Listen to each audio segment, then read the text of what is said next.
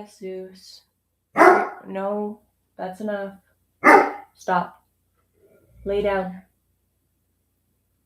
Hello, how's everyone doing? Thank you for joining me on another live session of knitting for the Canadian Cancer Society. I have been working on my sock for Sock Madness. So here it is so far. Here's the heel and sole. And then the front. And currently I'm working on the surface crocheting on the front. Done the back, just working on the front. Also, happy Chinese New Year, happy Lunar New Year. Oh, thank you, Vienna, sorry.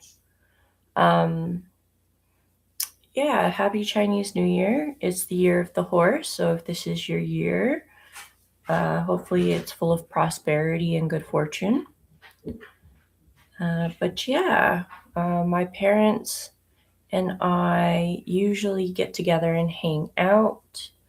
I'm going to try and get out to Scarborough today because my parents are at my Nana's on Tuesday. So hopefully I'll get to see them, maybe surprise them with being at the house.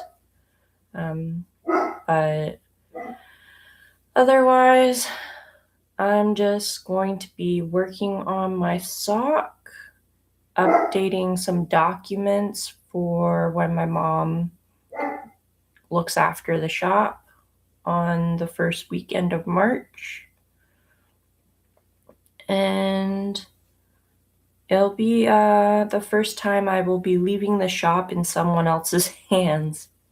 So it'll be interesting, to say the least. And I'm trusting my mother, who does not knit. She used to crochet, but she does not crochet anymore. So hopefully she doesn't end up with too many technical questions when she's taking care of the place. But, oh, thank you. I do too. I'm hoping that the manual will have enough for her to feel comfortable as well. I'm going to have a lot of photos in it, a lot of descriptions, and so on and so forth. And if there is anything that's completely out of her realm, she can always tell the individual to come by on another day.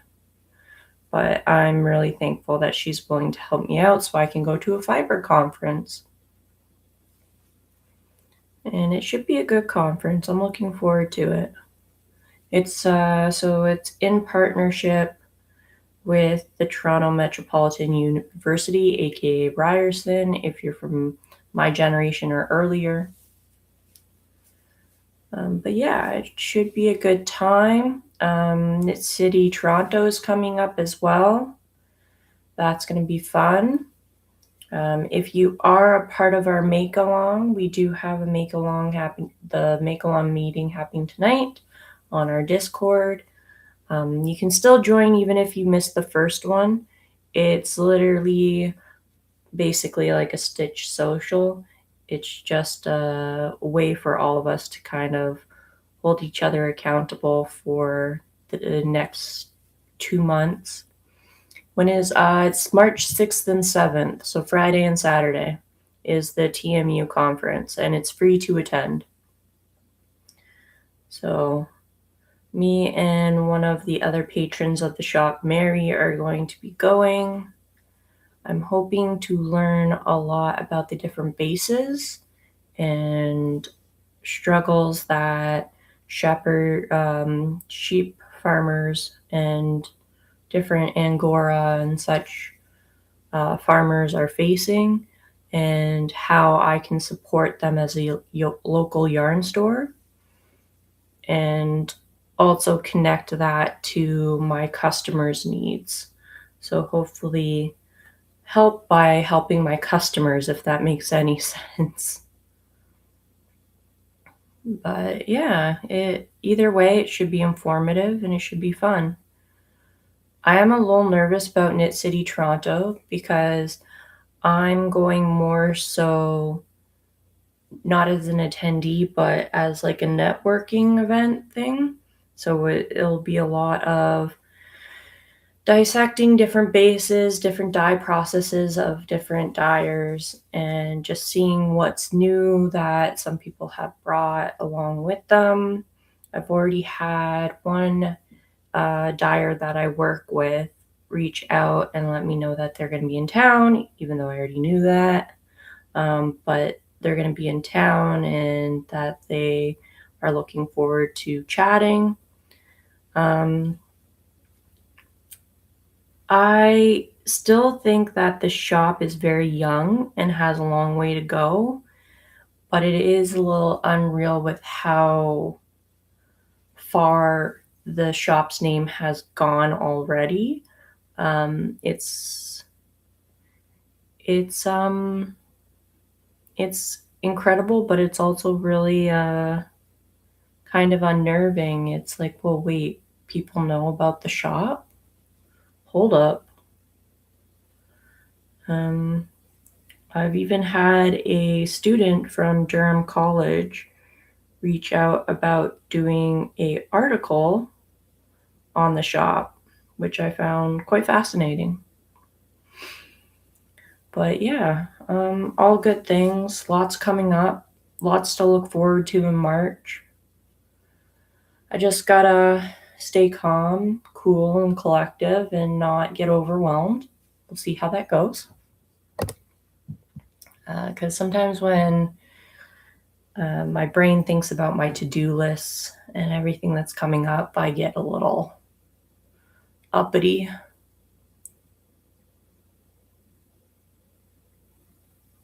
Yes, yes, the regular talk is another way to network. Yes, for sure. Yeah.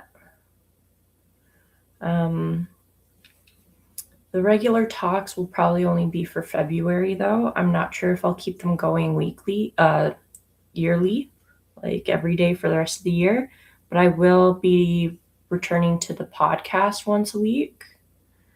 Um, I don't know if I will have the podcast be live, but I will respond to any messages that happen on the podcast feeds.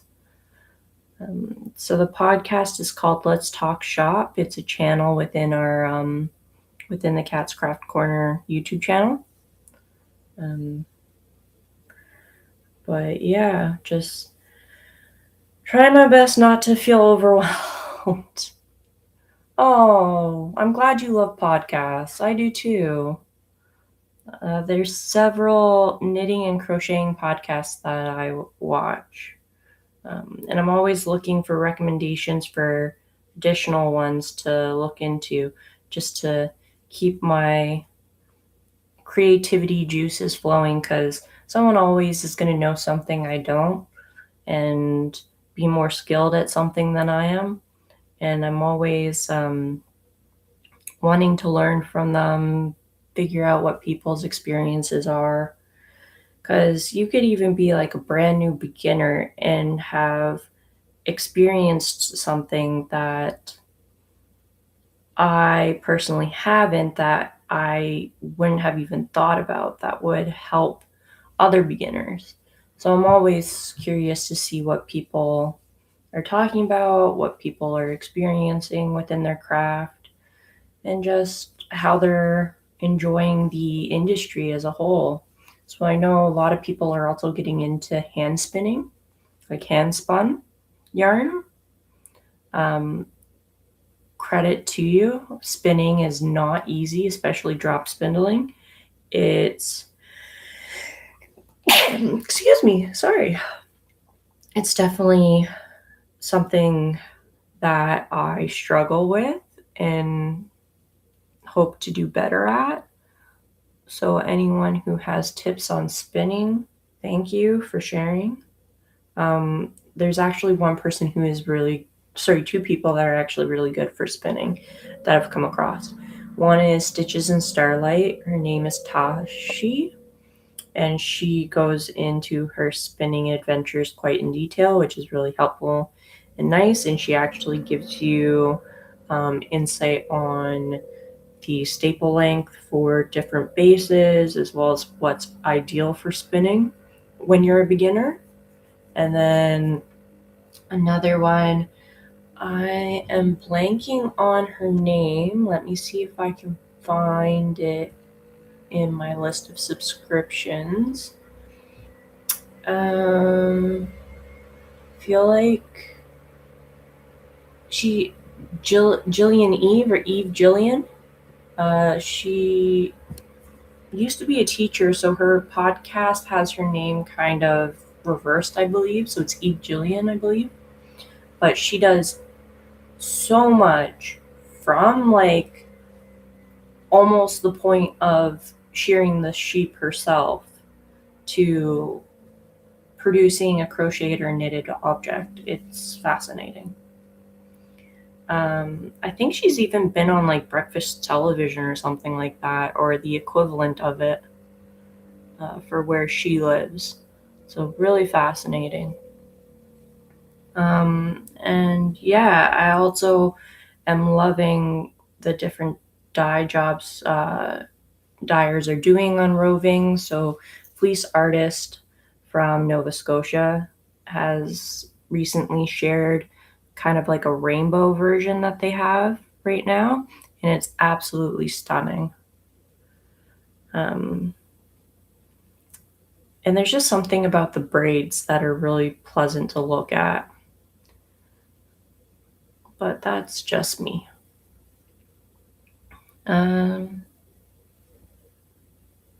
Yeah. I don't know why I'm feeling kind of overwhelmed today. There isn't really a reason for me to, because I don't have classes I have to teach. So yesterday I taught crocheting for beginners. Everyone was able to learn how to make a slip knot, hold the yarn, and chain the yarn. They may not remember how to actually do the single and double crochet, but they know the basics of how to start, which is great. And those that did already know the basics do know how to do double crochets now and slip stitches. So I'm super pumped about that. Also, I've told them that if they come into the shop again, I don't mind helping them out for free. We do have online help, and that's generally outside of shop hours. So outside of shop hours, I do charge for virtual help. But if it's within shop hours and you come to the shop, I'll help for free. But even the online help, it's only $5, and I've been told I'm undercharging. But then again, like, my whole premise is cultivating creativity, and I don't want what's it called? Money to be a factor why people don't create. Yarn itself is already expensive enough, like quality yarn. And yeah, so if I can help them fall in love with a lifelong craft, then why not? And then hopefully they'll buy yarn from me. But yeah, I think it's just like my to-do list is, it's easier to have the experience and cheaper help than know how. Yes. Exactly. That too.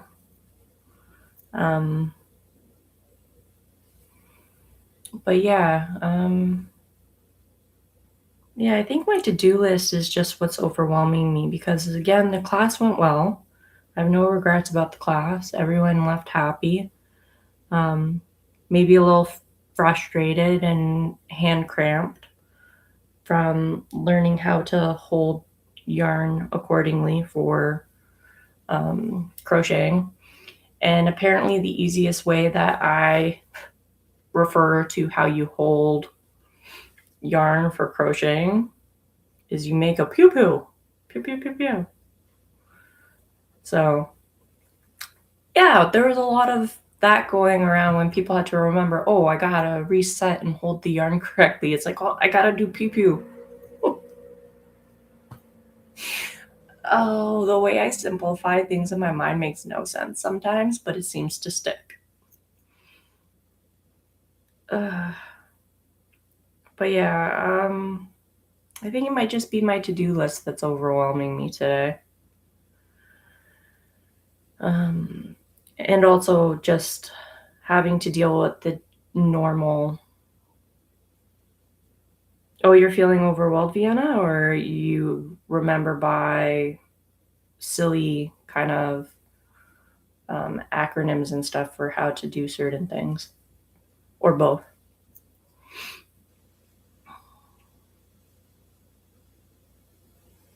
Mm, I get that. Yeah. One thing I generally have to do to remind myself is always like say to myself when I do get like this is that one step at a time, one thing at a time. What does have a deadline, what doesn't have a deadline, and what will be fine if I don't get to it today.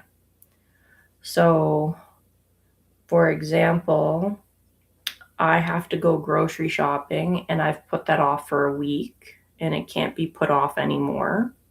So that I do have to do today. Walking the dogs, that has to happen. That can't be put off. So that has to happen. Cleaning out the fridge, it'll be there tomorrow the exact same, and no one would be the wiser if I don't do it today. So if I go walk the dogs, then go visit my parents, and then go grocery shopping and come home, then I can, like, that's how I kind of sort things out, or like, okay, what has to get done today? What has a deadline? And what will be fine if I don't get to it today? Yes, walking and being outside does help. There's something about fresh air and having your blood moving that helps for sure, 100%. Actually, so I found Zeus when I was actually in a very, very depressive state. It was shortly after my aunt had passed, the one who taught me how to knit. And my boyfriend at the time, long term boyfriend at the time, and I split. And Zeus was a saving grace. So, as much as I may have saved him by adopting him, he saved me by giving me a reason to wake up every morning, to do something each day, to leave the house. Um, he gave me a sense of purpose because I'm not going to let my mental health stop me from taking care of something or someone that doesn't have necessarily the same autonomy as I do. Like, he can't open up the door and go out to the bathroom by himself. So I have to get up and let him out. So that's what I mean by like, he has autonomy. Like, when he wants to go pee, he lets me know, but he doesn't have the autonomy to like open up the door. But yes, animals do have the power to help heal for sure, 100%. Like, it's why therapy animals, I think, are so necessary and should be more appreciated because they are really something incredible. What's going on here? There we go. Found you. Yeah, no, animals are fantastic. So, when you walk your dog, do you find that you don't have to go very far for him or her to get worn out because they are a smaller dog? Because I feel like I have to go on a 5 kilometer hike almost every time to get my dogs relatively tired.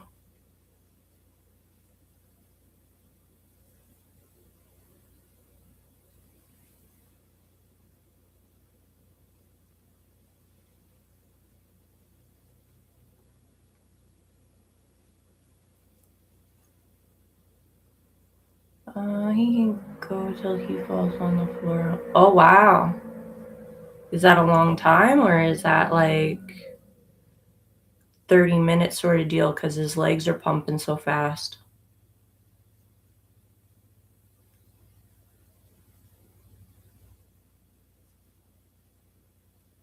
Mm, good for him. Sorry, I like spunky dogs. Well, spunky in the way of like energetic, like could go on hikes. Um, just I like that kind of thing. Oh, they run too. That's incredible. My dogs are not fans of running like like long distances or they like sprints. They like to sprint, but they don't like to run. So Gilligan will chase a ball or other dogs, but he won't come with me for like a long distance run. He does not like to long distance run. He might if I got him a little more used to it, but he always wants to smell everything, and he doesn't like that he doesn't get to smell things when we go for the long distance runs. So that's really awesome that your dog likes to go for runs. I wish Gilligan would.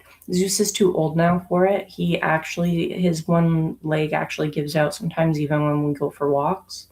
It's not like he's in pain or anything, it just kind of slips. Um, so we don't know if he's now kind of developing a bit of hip dysplasia. So we just gotta watch how we pull him when he ends up sniffing poop and stuff.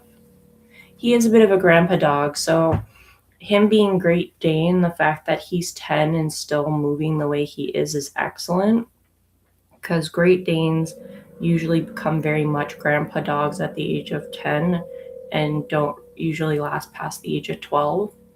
So with him being a mix, I'm hoping he'll live till 14 with being mixed with a lab. Also, we take extremely good care of our dogs. Like, these dogs eat better than Chris and I do on a daily basis. Their raw diet is extremely researched. They do get spoiled with treats, but even the treats are kind of been researched into like not being too fatty, being good for their skin or their teeth or digestive tract. We give them frozen goat's milk in the summer with blueberries and apples in it, or sometimes peanut butter. But yeah, Zeus is technically a grandpa dog. He has white showing up everywhere. He's getting the old man pimples and lumps. We actually had to have one of the lumps removed because it had somehow become like a cyst. It ended up with some sort of an infection around it. So we had to have that bump removed. So that was fun. Not really.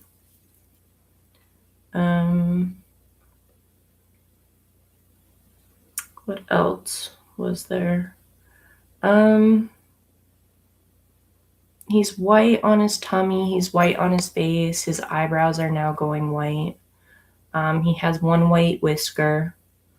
But yeah, he's becoming a grandpa dog. He's super sweet though, and he literally still thinks that he is a puppy. Like his brain doesn't register that he's an older dog now. So his brain's like, ooh, I want to go for a run.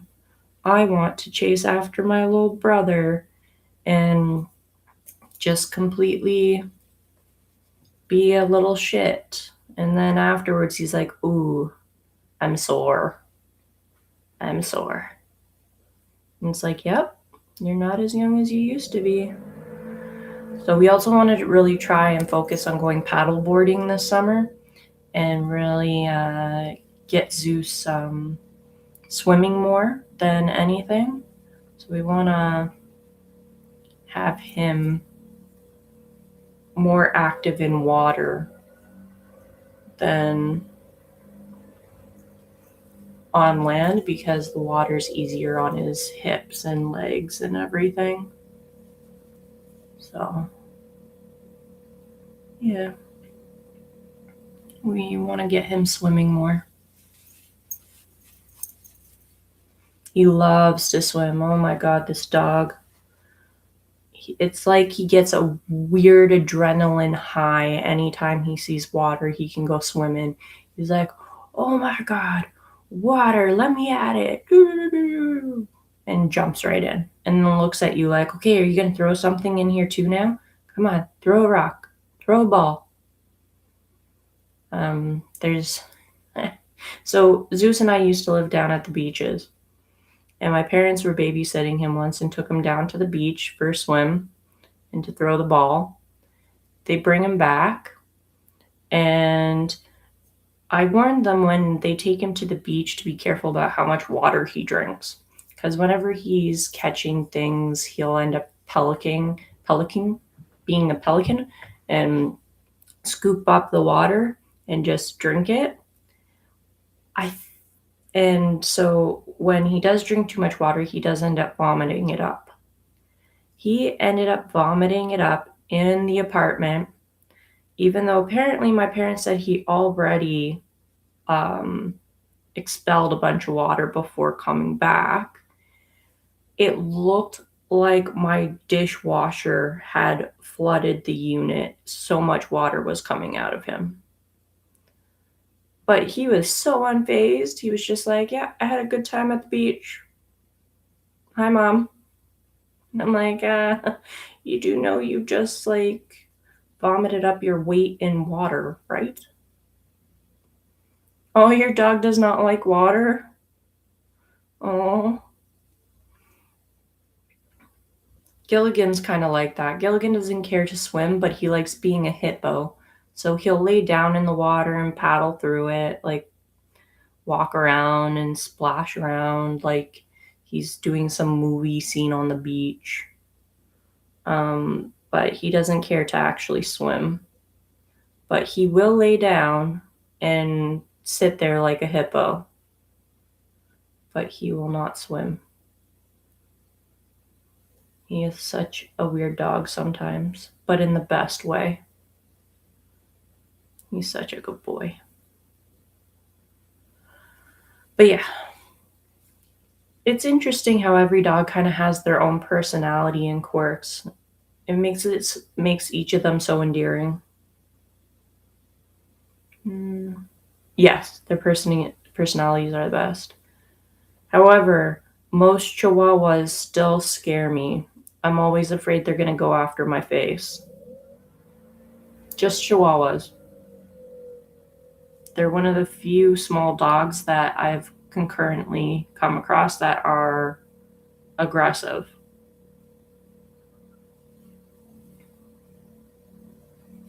Like, I don't know why, Chihuahuas just freak me out.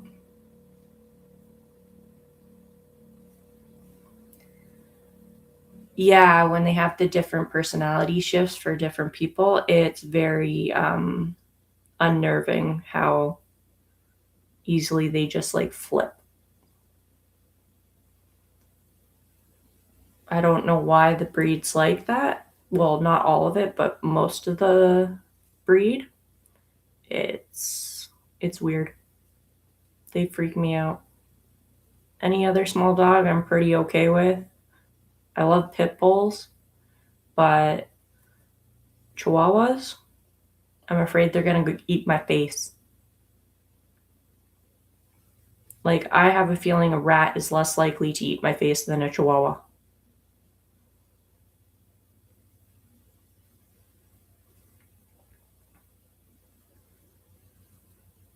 Okay, I'm almost done.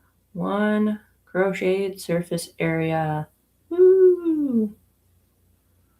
Look how far I've gotten. I'm almost there. Like my dog is ready to fight my brother on a drop of a hat, but can come. Yeah, that's interesting. But he likes to run with your brother. That is very interesting. Oh, thank you. So your dog likes your brother, but he will also fight your brother if he really wants to. Interesting. I sometimes too wonder if it's a territorial thing. So Zeus will get very jealous sometimes if I'm giving other dogs attention and not him, even if he just had attention from me. It's almost like he needs to make sure everyone knows that's my human. Get your own.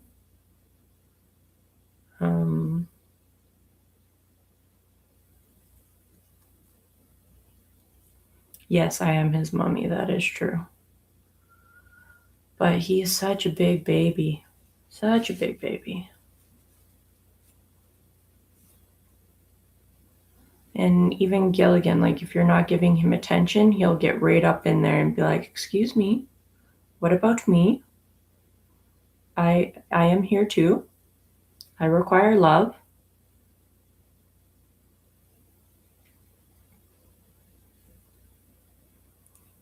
But yeah.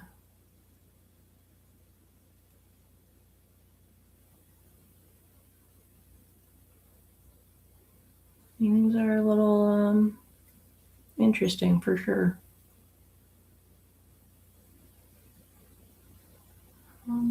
Is that my last pearl row? I guess so. Oh, it looks like I'm done that line. Woohoo! Don't give you a paw to be the... Yes, my Gilligan does that. Zeus does not. Zeus will headbutt you, and he will essentially be like, "Excuse me, you're not done petting me." And if he really wants you to pet him and you're not, he will nibble your fingers. That is Zeus.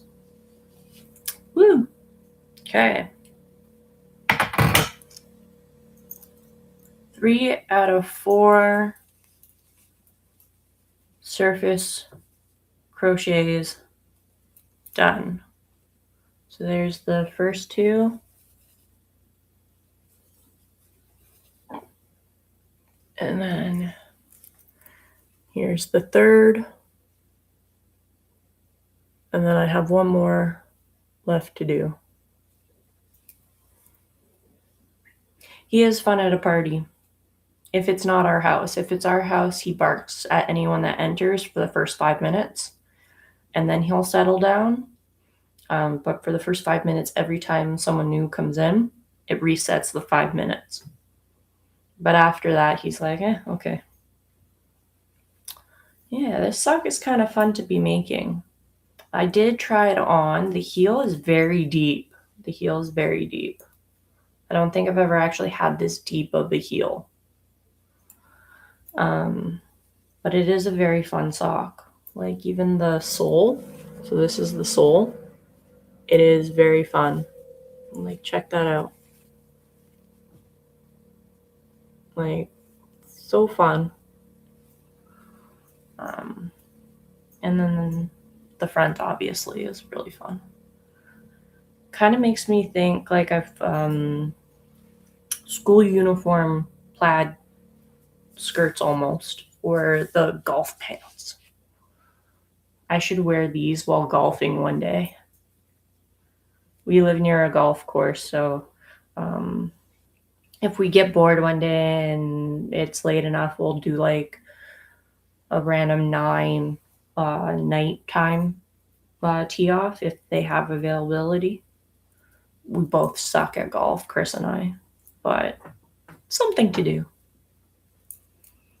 All right. Well, that is 30 minutes. I'm going to sign off. Thank you for joining me, Vienna. I appreciate it as always, and you're always a pleasure to talk to. And I'm going to eat some breakfast because I have not eaten breakfast yet. That could also be why I'm kind of feeling more of the overwhelming feelings than normal. Find I can handle them better when I eat. And then tackle the day. And yes, you have a good day as well, Vienna. Have a great day, everyone. Thank you. Be safe, be warm, be dry. Bye.